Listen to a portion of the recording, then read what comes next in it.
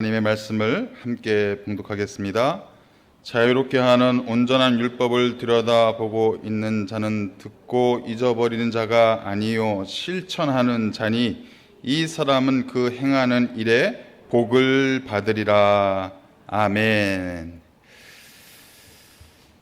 오늘 이 시간에는 웨스터민스터 신앙고백 20번째 시간 제19장 하나님의 율법에 대해서 함께 말씀 공부를 나누도록 하겠습니다. 출애굽기 20장에 보면 또 신명기 5장에 보면 10계명이 기록이 되어 있어요. 그래서 하나님께서 우리에게 율법을 주신 그 10계명이 기록이 되어 있는데 그 10계명을 기록하면서 하나님께서 이런 말씀을 해 놓으셨어요. 출애굽기 20장 5절에서 6절 말씀인데요. 제가 읽어드리겠습니다. 그것들에게 절하지 말며 그것들을 섬기지 말라. 나 내 하나님 여호와는 질투하는 하나님인즉 나를 미워하는 자의 죄를 갚되 아버지로부터 아들에게로 3, 4대까지 이르게 하거니와 나를 사랑하고 내 계명을 지키는 자에게는 1000대까지 은혜를 베푸느니라. 내 계명을 지키는 자, 내 율법을 지키는 자에게는 1000대까지 은혜를 베푸겠다라고 약속하셨다는 거예요. 그러면 하나님의 율법을, 하나님의 계명을 지켜야겠어요? 안 지켜야겠어요? 뭘 당연한 걸 묻나 그러실 텐데 하나님의 계명, 하나님의 율법은 우리가 지켜서 마땅한 것이다. 그런데 이것을 우리가 어떻게 지키냐가 참 중요한 것 같아요. 하나님의 말씀, 하나님의 계명, 하나님의 율법을 제대로 알고 그것을 지켜가는 것이 중요하지 자칫하면 율법의 매인자가 될 수가 있다는 거예요. 율법에 끌려다니는 자가 될 수가 있다는 거예요. 그래서 오늘 이 시간에는 율법이 무엇인지, 그 율법의 정의와 내용과 또 그 율법 우리가 어떤 마음으로 지켜가야 되는지를 함께 나눌 수 있는 이 시간이 되시기를 바랍니다. 여러분, 우리가 예수님을 믿고 예수님은 새 언약의 완성으로 오신 분이거든요. 우리에게 새 언약으로 오신. 그러면은 새 언약이 있으면 옛 언약도 있을 거 아니에요. 옛날 언약. 그것이 바로 구약에 나오는 율법이거든요. 그러면 새 언약으로 구원받은 하나님의 백성들이 옛 언약인 구약의 말씀, 구약의 율법을 지켜야 되겠습니까? 안 지켜도 되겠습니까?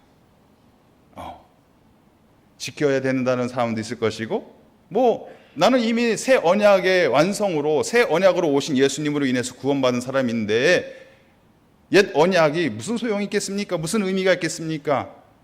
그건 큰 의미가 없습니다라고 가볍게 생각하시는 분들도 있을 것이다 라는 거예요. 율법을 지키지 않아도 된다, 율법을 무시하는 율법 폐기론자들이 있어요. 이제 더 이상 예수님께서 이 율법의 완성이 되신 분이시기 때문에 구약에 나오는 율법들을 큰 의미를 두지 않고 무시해도 된다라고 율법을 폐기해도 된다라고 생각하시는 분들이 있다는 거예요. 반면에 율법은 목숨을 걸고 지켜야 된다. 율법주의자들도 있다라는 거예요.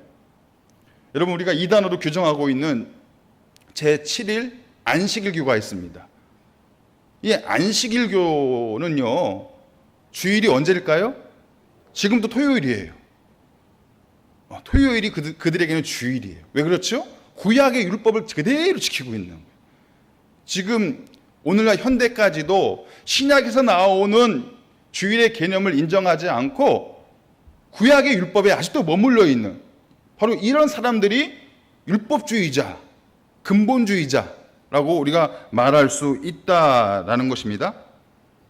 여러분, 우리가 율법으로 구원을 받을 수 있을까요? 없을까요? 율법으로는 구원을 못 받아요. 한번 따라해 보시기 바랍니다. 율법으로는 구원을 못 받으나 예수 이름으로 구원받은 우리는 하나님의 율법을 소중히 여겨야 한다. 이게 결론이에요. 오늘 율법이 우리를 구원하는 게 아니에요. 율법이 우리를 자유케 하는 게 아니에요. 오직 우리의 구원의 이유는 예수 그리스도. 왜냐하면 옛 언약, 구약의 율법을 완성시키신 분이 바로 예수 그리스도이시니까 우리가 예수 그리스도를 믿고 영접하면 구원을 받는 것이고 구원의 길이 열리게 되는 것이고 구원을 약속받은 사람들로 살아가게 되는 것인데, 구원받은 하나님의 백성들은 하나님의 율법을 무시할 수 있다 없다? 없다는 거예요. 구약에서 말씀하는 이스라엘 백성들에게 말씀해 놓으신 하나님의 율법을 우리가 등한시할 수 없다, 무시할 수 없다. 그것을 내게 주시는 하나님의 말씀으로 얼마든지 우리가 받아낼 수 있다. 그것을 우리가 인정을 해야 된다는 것입니다. 첫 번째 보시면요, 모세 이전에 율법이 있었다. 여러분, 율법이라는 것은 우리 눈앞에 딱 드러난 율법은, 하나님이 주신 처음 우리에게 눈에 드러난 율법은 모세가 시내산에서 받은 십계명의 율법이에요. 그 율법을 딱 받는 순간부터 이제 하나님의 본격적인 율법의 시대가 시작이 되는 거예요. 그러면 모세가 시내산에서 십계명을 받기 이전에는 율법이 없었는가? 그 질문을 지금 하고 있는 거예요. 답이 옆에 있죠. 모세 이전에 율법이 있었는데 그 율법은 바로 창조규례. 각 심령마다 하나님께서 사람들에게 넣어주신 양심의 법, 양심을 따라서 우리가 행동을 해야 되는 행위의 법이 이미 이때부터 있었다. 그래서 보시면 죄가 있다는 것은 곧 법이 있다는 것이다. 이게 어떤 의미냐면요, 아담이 죄를 범했잖아요. 근데 그것이 죄라고 규명이 되기 위해서는 기준이 있어야 되잖아요. 이미 하나님께서 아담에게 말씀으로, 글로 남기신 것이 아니라 말씀으로 선악과에 대한 규례를 말씀해 주셨어요. 그렇죠. 그래서 선악과를 따먹는 것이 죄라는 것을 아담이 알고 있었을까요? 모르고 있었을까요? 알고 있었어요. 문서로는 되어 있지 않지만 이미 그 심령 안에, 그 마음 안에 내가 이 행동을 하는 것이 죄라는 것을 이미 알고 있었다는 거예요. 마찬가지예요. 사람들의 마음에도, 우리들의 각 사람들의 마음에도 하나님께서 하나님의 형상으로 사람을 지으셨다는 것은 무엇이냐면, 하나님께서 지금 그리스도인들에게만, 지금 하나님을 믿는 그리스도인들에게만 하나님의 형상으로 사람을 지은 게 아니잖아요. 하나님의 형상으로 사람을 지었다는 얘기는 뭐냐면, 하나님을 믿든 하나님을 믿지 않든 하나님께서 사람을 창조하실 때는 하나님의 형상으로 지으셨다는 거예요. 그 형상이 무엇입니까? 하나님의 성품이 그 안에 담겨져 있다는 거예요. 하나님의 거룩성이 그 안에 담겨져 있다는 거예요. 모든 사람에게는 양심이 있다는 거예요. 여러분, 사람과 동물의 차이점이 뭔지 아세요? 양심의 차이예요. 또 강아지 얘기를 또 해야 되는데, 제가 강아지를 자주 산책을 시키는 건 아닌데 가끔 데리고 나가야 돼. 왜냐하면은 소변을 쉬를 집 안에서 하는 게 아니라 집 밖에서 해요. 그냥 아무 데나 가서 그냥 이렇게 볼일을 보셔요, 그분께서. 그 양심이 있을까요, 없을까요? 없죠. 그렇죠? 급하면 급한 대로 막 가다가 일을 보시는 거예요. 양심이 없잖아요. 근데 사람은요, 가끔 양심이 없는 사람들도 있더라고요.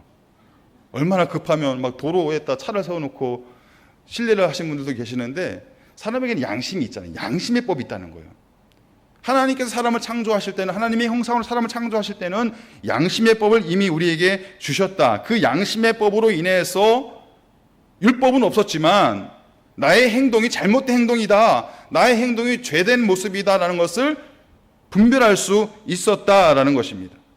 그 밑에 보시면 문자로 기록된 십계명이 있기 전에 이미 사람의 마음속에는 율법이 존재하였다.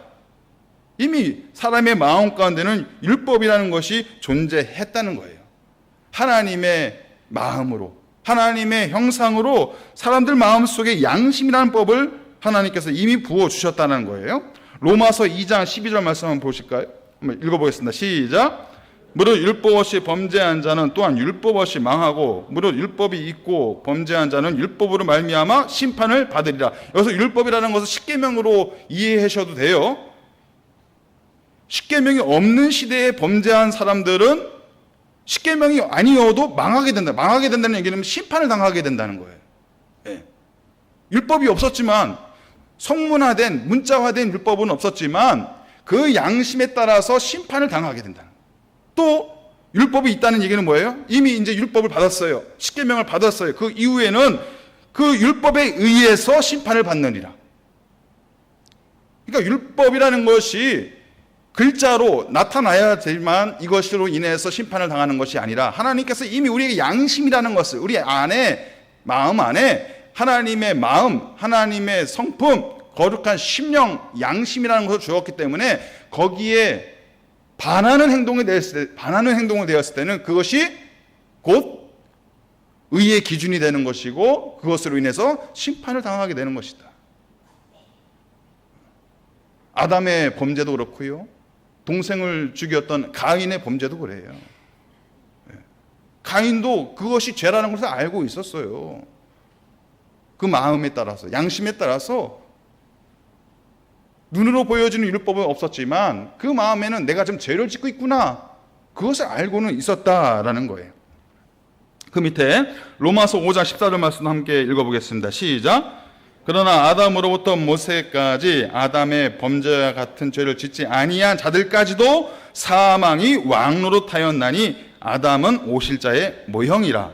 아담의 범죄를 저지르지 아니한 자들까지도, 그냥 모세 이전에, 아담부터 모세 이전까지, 십계명을 받기 이전까지 아담과 같은 죄를 범하지 않았지만 그 죄를 짓지 아니한 사람들도 사망이 왕노릇한다. 죄인이라는 거예요. 죄를 짓는다는 거예요. 그 죄의 기준이 뭐라는 거예요? 우리의 마음에 있는 양심이다.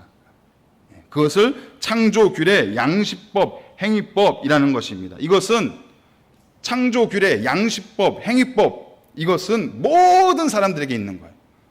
그리스도인이든 그리스도인이 아니든 하나님을 믿든 하나님을 믿지 않든 모든 사람들에게는 이 창조의 규례, 양심의 법을 하나님께서 주셨다라는 거예요.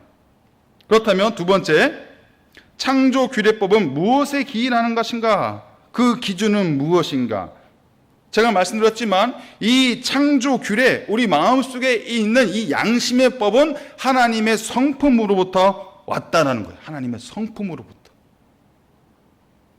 그것이 바로 하나님의 형상을 닮아서 우리가 창조된 사람의 모습이다라는 거예요. 창조의 규례가 우리의 마음 가운데 있다는 얘기는 하나님의 성품이 우리 안에 있다. 그리고 그 성품으로 인해서 하나님이 기뻐하시는 일이 무엇인지, 하나님이 증오하시는 일이 무엇인지를 우리가 알 수 있다라는 거예요. 하나님이 무엇을 기뻐하시는지, 또 하나님이 무엇을 싫어하시는지를 우리가 알 수 있다라는 거예요. 여러분, 세상에서 만들어진 법들은 사람들이 필요에 의해서 만들어 놓은 법들이에요. 질서를 잡기 위해서, 사회의 질서를 잡기 위해서 사람들이 필요하니까 사회법을 만들어 놓은 거예요. 그런데 오늘 말씀하시는 하나님이 주시는 창조의 법, 양심의 법은 하나님께서 우리에게 주신 법이라는 거예요. 하나님께서 우리에게 주신 법이기 때문에 이것은 반드시 지켜야 되는 거예요. 지켜도 되고 안 지켜도 되는 그런 의미가 있는 것이 아니라 이것은 하나님이 우리에게 주신 창조의 규례는 반드시 우리가 지키며 나아갈 때 사람이 사람다워지는 거예요. 요즘 이렇게 사람들이 무서워진지 아세요? 사람들의 본성을 왜 이렇게 잃어버리고 있는지 아세요? 창조의 질서를 무시해서 그래요. 창조의 질서를. 자신들의 조상이 마치 원숭이부터 시작된 그런 본능적인 인생을 살고 있는 거예요. 그런데 나의 인생의 주인은 하나님이시다, 나의 생명의 주인은 하나님이시다라고 생각하고 사는 사람들은 그 삶의 의미가 다른 거예요. 가치가 다른 거예요. 그건 뭐냐면 창조의 규례, 창조의 질서가 우리의 내면에서부터 파괴되기 시작하면은 나의 행동도 파괴적인 행동이 나올 수밖에 없는 거예요. 그래서 이 창조의 규례는 우리가 반드시 지켜야 돼. 이 창조의 질서는 우리가 반드시 우리 내면에서 지키고 나아가야 될 하나님의 규례이다라는 것입니다. 그렇다면 창조 규례에 나타난 하나님께서 기뻐하시고 증오하시는 것의 구분이 무엇인가? 하나님이 과연 무엇을 기뻐하시고 무엇을 증오하시는 것인가? 그 구분을, 그 기준을 여러 가지 사례들이 있지만 대표적인 사례를 한 4가지로 제시할 수가 있을 것 같습니다. 첫 번째, 하나님이 기뻐하시는 것은요, 생명을 존중하는 것을 기뻐하세요. 하나님은 생명의 하나님이세요.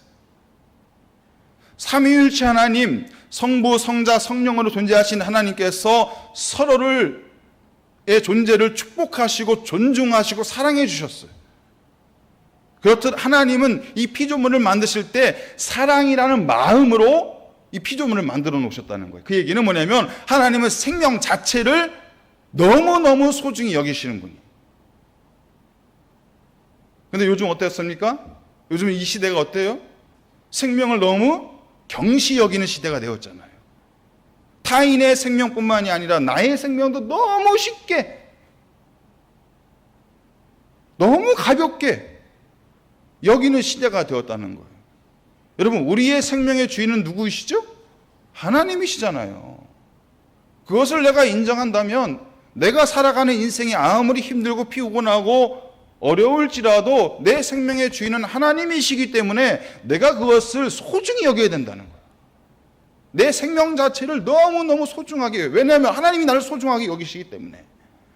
그런데 그것을 우리가 인정하지 못하면, 그것을 우리가 깨닫지 못하면 우리는 생명을 경시하는 그 마음으로 살아가게 된다는 것이죠. 그것을 하나님께서 증오하신다는 거예요. 하나님은 생명을 존중하시는 하나님이시다라는 것입니다. 두 번째는요, 공동체입니다. 하나님은 함께 하시는 것을 기뻐하세요. 그래서 하나님의 존재 자체도 삼위일체 하나님으로 존재하고 계신 것 같아요. 성부, 성자, 성령으로. 하나님께서 이 공동체에 대한 엄청난 애착을 가지고 계시잖아요. 그래서 아담에게 하와를 만들어 주신 거 아닙니까? 예.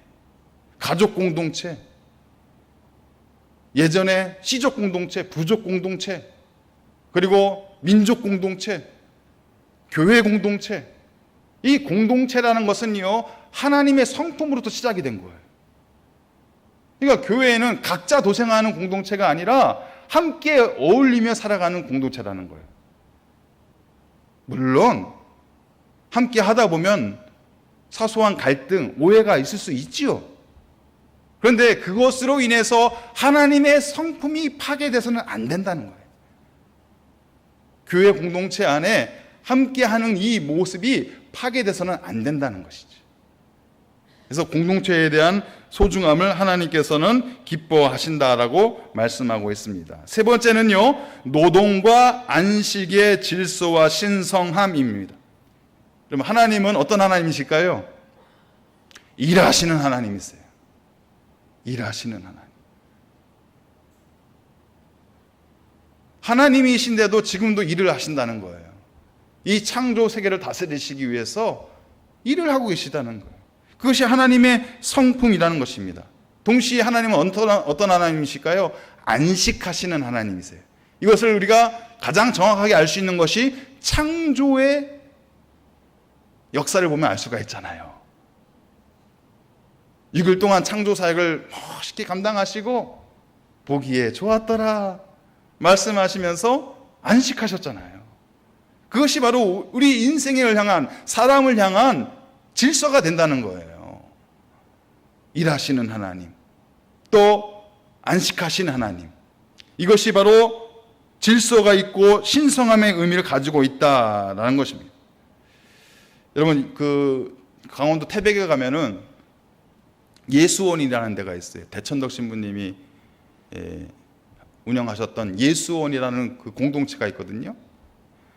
젊은 사람들이 많이 또 그 공동체 가서 함께 훈련도 받고 또 그 안에서 함께 교제하기도 하는데, 그 예수원의 표가 노동이 기도요, 기도가 노동이다. 이 표가 있어요. 그게 뭐예요? 일하는 것과 안식하는 것의 그 소중함을 알라는 거예요. 여러분, 노동이 얼마나 귀한데요. 일하는 것이 얼마나 소중한 시간인데, 그것이 마치 뭐 세상에 내가 재물을 얻고 의식주를 해결하기 위해서 내가 고생하는 시간이 아니라 일할 수 있다는 것 자체, 내가 몸을 움직여서 이 노동을 할 수 있다는 것 자체는 하나님의 성품이 우리 안에 있다는 거예요. 소중한 시간이라는 거예요. 일하는 시간이 너무너무 소중한 시간이라는 거예요. 아이고, 하루가 좀 빨리 가야 되는데. 일하는 것이 너무 귀찮고 피곤하고 그렇게 느껴져서는 안 된다는 것이죠. 노동도 신성한 시간이다. 또한 열심히 노동한 자가 또 안식할 수 있는 시간을 갖게 되지 않습니까? 그 쉼의 시간도, 안식의 시간도 소중한 시간이라는 거예요. 여러분, 그 쉼의 시간, 안식의 시간이 그냥 가만히 있는 시간일까요? 축제의 시간이에요. 누구와 함께 축제를 벌이는 거예요? 내게 생명을 주시고 건강을 주시고 일할 수 있는 능력을 주시고 그 하나님과 함께 축제를 벌이는 거예요. 감사하는 시간. 그것이 바로 하나님과 함께하는 안식의 시간이다. 그것을 설명해 주고 있는 거예요. 네 번째는요, 하나님이 기뻐하시는 것은 하나님을 경배하는 것입니다. 하나님을 경배하는 것이다. 여러분, 하나님은 경배 받으시기에 합당하신 분이 온 우주의 주인이시고 내 생명의 주인이시기 때문에 우리가 하나님을 경배하는 것은 의무가 아니에요. 이것은 내가 어떻게 하나님 앞에 뭘 드리고자 하는 그런 게 아니에요. 당연히 해야 되는 거예요. 내 생명의 주관자가 되시는 하나님을 내가 경배하는 것은 당연한 것이다. 여러분, 여호와가 나의 하나님인 걸 아는 것이 복이에요. 요즘 우리가 새벽 시간마다 묵상 기도회를 하는 본문이 에스겔 본문이거든요. 에스겔 본문. 그 에스겔 본문 그 전체의 주제가 어떤 주제냐면은 내가 너의 여호와인 줄을 알리라. 이것이 에스겔 본문의 주제예요. 이스라엘 백성들이 그것을 알게 하시는 거예요. 내가 너의 여호와 하나님임을 너희가 알게 하리라. 이것이 복이라는 거예요. 이것이 은혜라는 거예요. 여러분, 만유의 주인 되시는 하나님이 나의 하나님이심을 믿고 계십니까? 그것이 내 안에 하나님이 살아계신 증거이고 그것이 내게 주시는 하나님의 큰 복이라는 거예요. 그것을 왜 에스겔 말씀을 통해서 계속해서 강조하고 계시는 것일까요? 그것을 잃어버리는 순간 우리는 타락의 길로 가게 되는 거예요. 이 세상의 주인이 하나님이라는 것을 인정하지 않는 순간 그 민족과 그 공동체는 비전을 잃어버리게 되는 거예요. 공중의 권세 잡은 사단 마귀가 그 하나님의 자리를 대신해서 어둠의 역사가 일어나게 만들어 버린다는 거예요. 우리가 지난 시간에 이단에 대해서 함께 나눴잖아요. 우리 이제 어느 정도 인생의 연륜과 신앙의 경륜이 쌓여 계시는 분들은 이단의 공격이 와도 이것을 대처할 수 있는 백신이 다 있으세요. 근데 중고등부, 대학부, 청년부에 있는 친구들은요, 이런 백신이 아직은 부족해요. 그러면은 하나님을 알지 못하는 친구들은 누가 미혹할까요? 이단의 미혹이 찾아오는 거예요. 가만 놔두면 아무 문제가 없는데 하나님을 내가 굳건하게 믿지 못하고 알지 못하고 있는 친구들에게는 반드시 이단의 유혹이 찾아오게 되어 있습니다. 그래서 내가 하나님을 아는 것이, 하나님이 나의 하나님이라는 것을 알고 살아가는 것이 우리 인생을 지켜갈 수 있는 강력한 에너지와 무기가 되는 거라는 거예요. 하나님은 우리의 경배를 받으시기에 합당하신 분이십니다. 그것을 말씀하고 있는 것입니다. 두 번째, 모세가 받은 세 가지 종류의 율법을 설명을 드리겠습니다. 이제 모세가 십계명 율법을 받았잖아요. 그 율법에서 말하고 있는 그 이후에 나와 있는 모세가 십계명 율법을 받은 이후에 성경에 기록되어 있는 그 율법의 정의를 세 가지로 나눠볼 수가 있어요. 첫 번째는요, 도덕법입니다. 출애굽기 20장에 있는 말씀인데요. 우리 2항을 한번 읽어보겠습니다. 시작. 아담이 타락한 후에 이 율법은 의에 관한 완전한 규칙으로서 존속하게 되었다.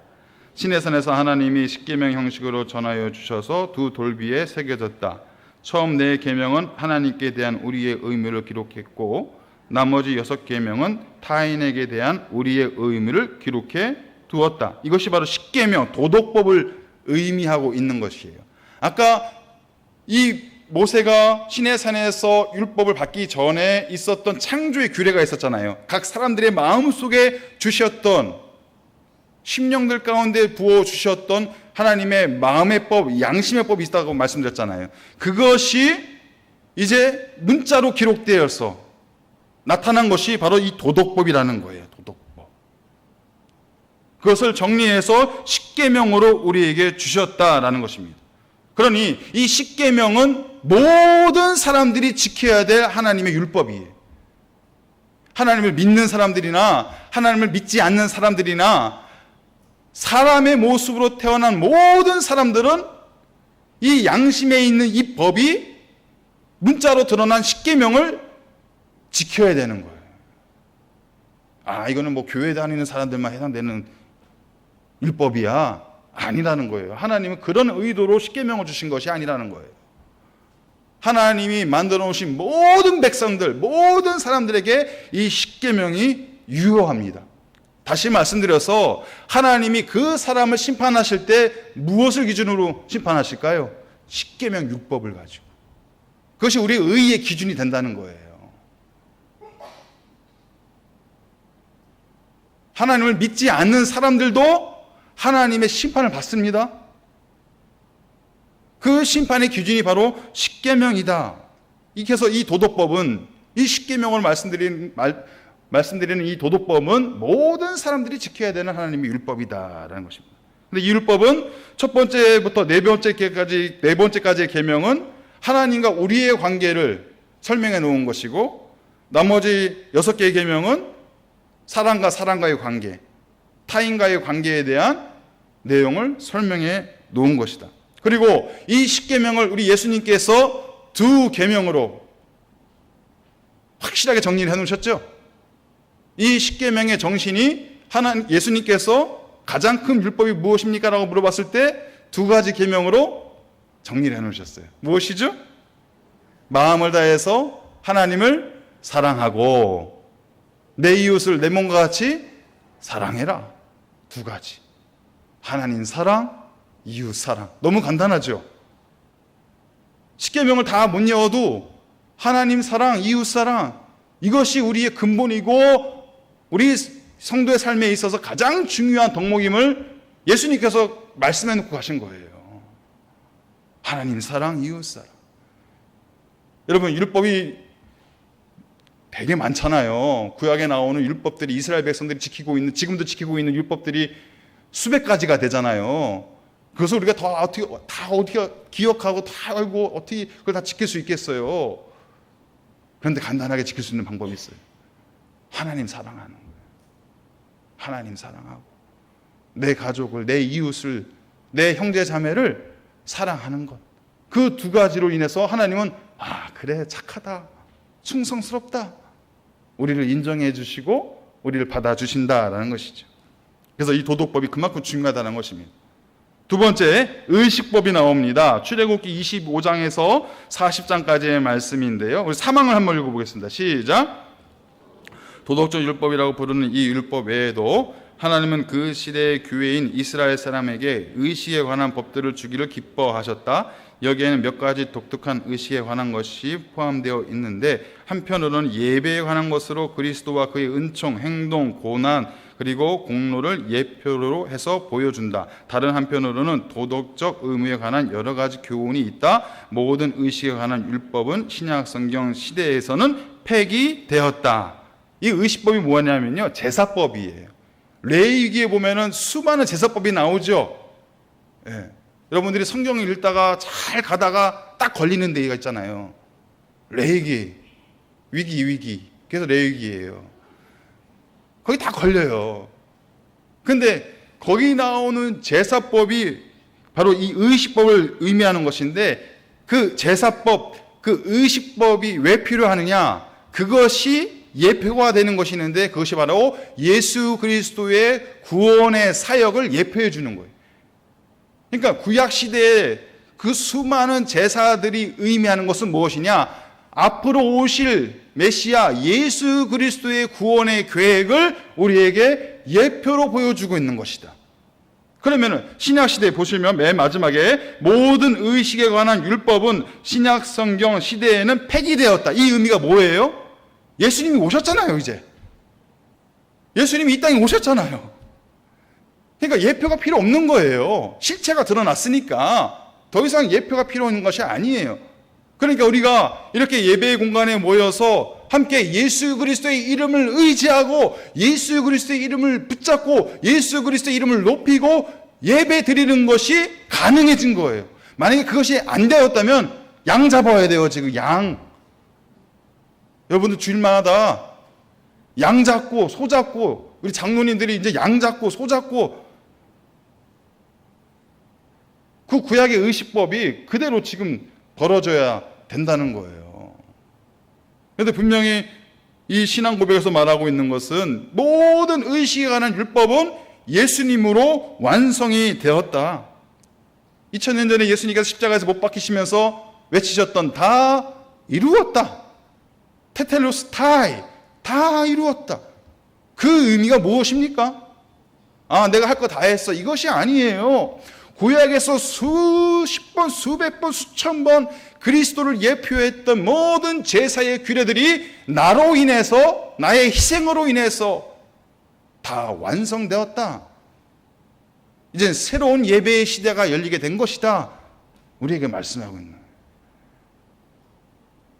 그것이 바로 의식법, 제사법이라고 볼 수가 있다라는 것입니다. 그런데 아직도 이 세대주의자들은 이 의식법, 제사법을 지키려고 하는 사람들이 많이 있어요. 극단적인 세대주의자들. 또 시오니즘, 그 유대교들은 시오니즘에 빠져 있어요. 시오니즘이 뭐냐면 예루살렘 성전을 재건해야 된다는 거예요. 지금 다 무너졌잖아요. 그런데 그 예루살렘 성전을 재건해야 된다. 다시 다 예루살렘으로 돌아와서, 유대인들이 다 돌아와서 예루살렘 다시 성전을 재건해야 된다. 그리고 오실 메시아를 우리가 맞이해야 된다. 이것이 시오니즘이거든요. 그래서 아직도 구약의 율법대로 제사를 드리는 사람들이 있다는 거예요. 예수님을 인정하지 않으니 아직 구약에 머물러 있는 것이죠. 하지만 하나님께서는 예수님을 통해서 모든 의식법을 완성시켜 놓으셨다라는 것입니다. 세 번째, 시민법, 재판에 관한 법. 출애굽기 21장부터 23장까지의 말씀인데요. 사항을 읽어보겠습니다. 시작. 하나님은 한 국가를 이룬 그들에게 또한 여러 가지 법률을 정해 주셨다. 그것은 그 민족과 더불어 없어졌으며 현재는 그 법률에 있는 일반적인 정당성 이외에는 아무에게도 다른 의무를 부과하지 않는다. 이것이 무엇이냐면요, 사회법, 시민법. 그러니까 이스라엘 백성들이 생활을 하기 위해서 필요한 일상의 법을 말하고 있는 거예요. 그런데 이스라엘 백성들이 1세기에 멸망을 했거든요. 그 멸망과 동시에 그들에게 주었던 이 시민법, 재판에 관한 법, 여러 가지 생활에 관한 법들은 다 그 시효성이 끝나버렸다. 그렇기 때문에 그것을 우리가 지금 이스라엘 백성들에게 주었던 그 사회법을 우리가 지금 지킬 의무가 없다라는 거예요. 하지만 그 정신만큼은 우리가 본받을 만하다. 그 의미를 지금 사항에서 설명하고 있는 것입니다. 그래서 이 세 가지 율법에 대한 정의를 우리가 알아봤는데, 이 세 가지에서 가장 우리가 핵심적으로 알아야 될 법이 바로 도덕법, 십계명으로 말하고 있는 이 도덕법, 하나님의 창조 규례가 우리에게 가시적으로 드러난 이 도덕법, 이것이 우리가 반드시 지켜야 될 하나님의 율법이라는 거예요. 그리고 의식법은 우리가 지킬 필요가 없지요. 예수님으로 완성이 됐으니까 우리는 예수 이름으로 예배 드리는 것이지 양을 잡고 소를 잡고 예배를 드리는 것이 아니다. 그리고 시민법, 이것은 이미 이스라엘 백성을 통해서 완전히 다 폐기된 시민법이다. 하지만 그 정신만큼은 우리가 본받을 만하다. 그렇게 이해를 하시면 되겠습니다. 뒷장을 넘겨보시면 3번, 새 언약의 백성인 우리죠. 새 언약인 백성이 옛 언약인 율법을 지켜야 되는가? 방금 제가 말씀드렸던 것이죠. 한번 읽어보겠습니다. 그 밑에 있는 거 시작.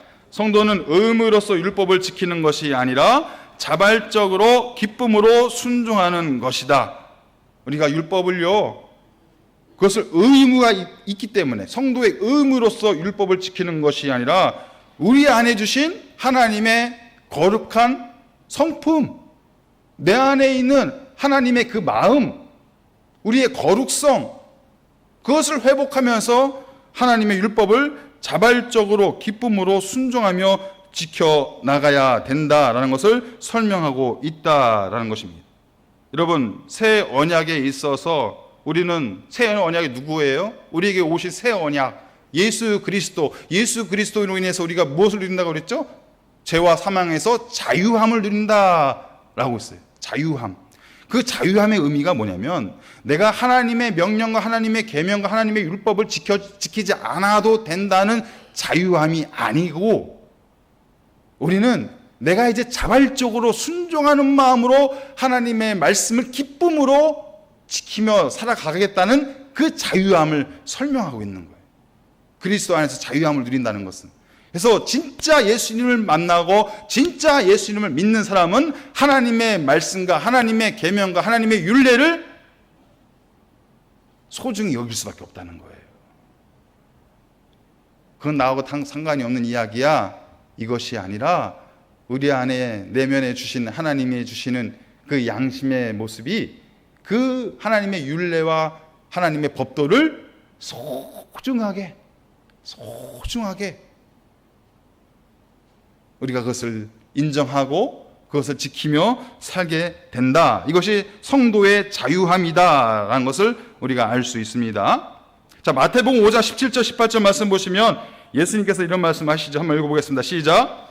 내가 율법이나 선지자를 폐하러 온 줄로 생각하지 말라. 폐하러 온 것이 아니요 완전하게 하려 함이라. 진실로 너에게 이르노니 천지가 없어지기 전에는 율법의 1.1획도 결코 없어지지 아니하고 다 이루리라. 율법을 폐기하러 오신 것이 아니라 선지자들의 말을 내가 없애려고 온 것이 아니라 오히려 그 율법을 완성시키기 위해서 왔다. 그러니 우리가 예수님을 믿는 사람들이라면 그 율법에 대한, 예수님께서 강조하신 그 율법에 대한 소중함을 우리가 알 수 있다는 거예요. 아, 내가 하나님의 말씀과 규례와 법도를 잘 지켜야 되는 사람이구나. 그냥 믿는 것을 끝나는 것이 아니라 하나님의 율례와 법도를 잘 지켜 행하는 것이 성도의 마땅한 모습이구나. 우리가 그것을 인정하며 살 수 있게 된다라는 것입니다. 4번 보겠습니다. 성도에게 미치는 율법의 기능, 여러 가지 율법의 유익함이 있는데 그 율법의 유익함이 과연 우리에게는 어떤 것이 있을까? 우리가 하나님의 율법을 순종하고 자발적인 마음으로 순종하고 지키며 나아갈 때 그 율법이 우리에게 어떤 도움을 주는가? 그것을 설명하고 있는 6항입니다. 조금 길죠? 그래도 한번 읽어보겠습니다. 시작. 참 신자는 행위 언약으로서의 율법 아래에서 있어서 그것으로서 의롭게 되거나 저주를 받는 것은 아니나 율법은 그들 자신에게나 다른 사람에게도 매우 유용하다. 그것은 생활의 표준으로서 하나님의 뜻과 또한 그들이 해야 할 의무를 그들에게 알게 해준다. 또는 그들을 지도하고 그것에 따라 걷도록 한다. 그들의 본질과 마음과 생활에 있는 사악한 타락성을 발견케 한다. 따라서 그들은 율법에 따라 자신을 반성해서 죄인으로 드러나고 죄 앞에서 겸손하게 되고 또한 죄에 대한 증오감을 가질 수 있게 된다. 그들에게 그리스도가 필요하다는 것을 더 분명하게 아는 동시에 그의 완전한 복종에 관하여도 더 분명한 이해를 가지게 될 것이다. 그것은 또한 중생한 자들이 율법이 죄를 금하고 있는데 따라서 그들의 부패성을 막는 데 사용된다. 그리고 율법의 경고는 가령 그들이 율법에서 경고된 저주에서는 해방되었다 할지라도 그들의 죄가 무엇에 해당하며 이 생에서 그것에 대한 대가로서 어떠한 고난을 기대해야 한다는 것을 보여주는 역할을 한다. 그와 마찬가지로 율법의 약속은 그들에게 복종에 대한 하나님의 인정과 또한 그것을 완수하는 데 대하여 그들이 무슨 축복을 기대할 수 있다는 것을 보여준다. 그러나 그것은 율법을 행위에 대한 약속으로 그들이 지켰다고 해서 그들에게 주는 보상이 아니다. 마찬가지로 율법이 선을 권하고 악을 금하고 있기 때문에 사람이 선을 행하고 악을 멀리한다고 해서 그것이 곧 그가 은총 아래 있는 것이 아니라 율법 아래 있다는 증거는 될 수 없다. 여러 가지 이야기들이 거기에 율법의 기능, 율법의 유익함을 우리에게 설명해 주고 있는데 세 가지로 한번 정리해 볼 수 있습니다. 첫 번째는요, 율법의 계시적인 용도. 그러니까 이것이 의미하는 것이 뭐냐면 성도의 삶의 올바른 방향을 제시해 준다는 거예요. 율법이, 하나님의 말씀이 우리가 어떻게 살아가야 되는지를, 그것을 올바른 방향을 알려준다라는 것입니다. 복 있는 사람은 악인들의 꾀를 따르지 않잖아요. 죄인들의 길에 서지 않잖아요. 오만한 자들의 자리에 서지 않잖아요. 어떻게 될 때? 그 다음에 나오는 말씀, 주야로 여호와의 말씀을 묵상하며 나아갈 때, 하나님의 말씀, 하나님의 율례, 하나님의 법도, 이것을 내가 늘 묵상하며 나아갈 때 우리는 올바른 삶의 방향을 알게 된다라는 거예요. 내 이성과 내 지식과 내 판단으로는요, 온갖 실수가 나와요. 온갖 실수가. 잘 되는 것 같지만 그것이 마지막에는요, 엉뚱한 결과가 나타날 때가 많이 있어요. 우리의 삶의 방향을 내 안에 있는 실력과 내 안에 있는 지식으로만 그것을 판단하게 됐을 때는 반드시 실수가 나온다는 거예요. 하지만 가는 길이 조금 험하고 가는 길이 좀 더디고 가는 길이 좀 힘들어도 하나님의 법도를 지키며 나아갈 때 그 결과는 하나님께서 보장해 주십니다. 반드시 하나님의 뜻이 이기게 되어 있어요. 그것을 누가, 어떤 세력이 방해할지라도 하나님의 뜻만이 이루어지게 되어 있다는 거예요.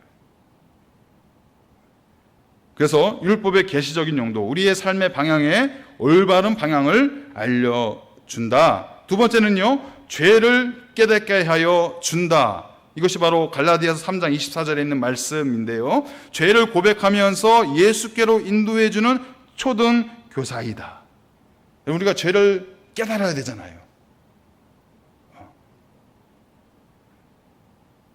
죄를 인정해야 되잖아요. 내가 죄인이라는 것을 알아야 되잖아요. 그것을 무엇을 통해서 우리가 알 수 있다는 거예요? 하나님의 율법, 그 규례를 통해서 알 수 있다는 거예요.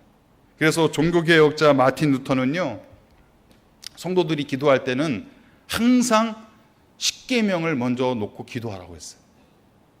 십계명을 놓고.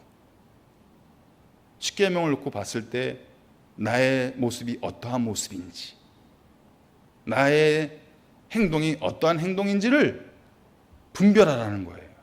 깨달으라는 거예요.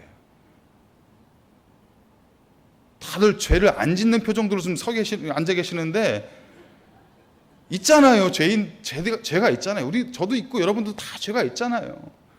십계명을 놓고 봤을 때 하나가 딱 걸리는 그 죄가 있잖아요. 그러면 그 죄를 내가 깨닫고 인정하고 고백하고, 이 죄인 또 주님 앞에 나아갑니다. 주님만이 저를 용서하시고 저를 새롭게 할 수 있고 저를 구원할 수 있습니다. 이 고백으로 나아갈수록 하는 것이 바로 하나님의 율례, 율법, 규례, 말씀, 계명이라는 거예요. 그것이 율법의 기능이라는 것입니다. 세 번째, 죄를 억제한다. 우리가 죄를 짓고 싶어하는 그 마음을, 그 사악한 의도와 그 마음을 억제해야 한다. 여러분, 내 마음을 내가 주장할 수 있습니까? 쉽지 않아요. 마음이 우리의 행동을 이끄는 것이지 내 마음을 내가 주장하기가 쉬운 게 아니에요. 그렇지만 하나님의 율례와 법도가 내 안에 채워져 있다면, 그것을 내가 기준으로 삼고 있다면 명확하잖아요. 이것이 바로 하나님의 기쁨이 되는 것인가, 하나님이 증오하시는 모습인가 명확하게 나오거든요. 하나님은 긴가민가가 없어요. 명확하세요. 이것이 죄인지 이것이 의로움인지가 명확하게 나와 있어요. 그걸 우리 스스로가 그걸 물타기 하잖아요. 죄인 척, 죄가 아닌 척 하면서, 깨끗한 척 하면서, 의로운 척 하면서, 그 우리 죄성으로 이것을 이렇게 가리려고 하는 그 모습이거든요.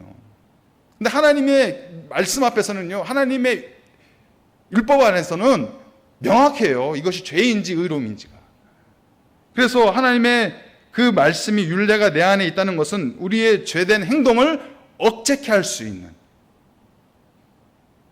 그것이 방어막이 된다라는 것을 말씀하고 있다라는 것입니다. 다섯 번째, 그렇다면 우리 성도는 어떻게 율법을 지킬 수 있는가?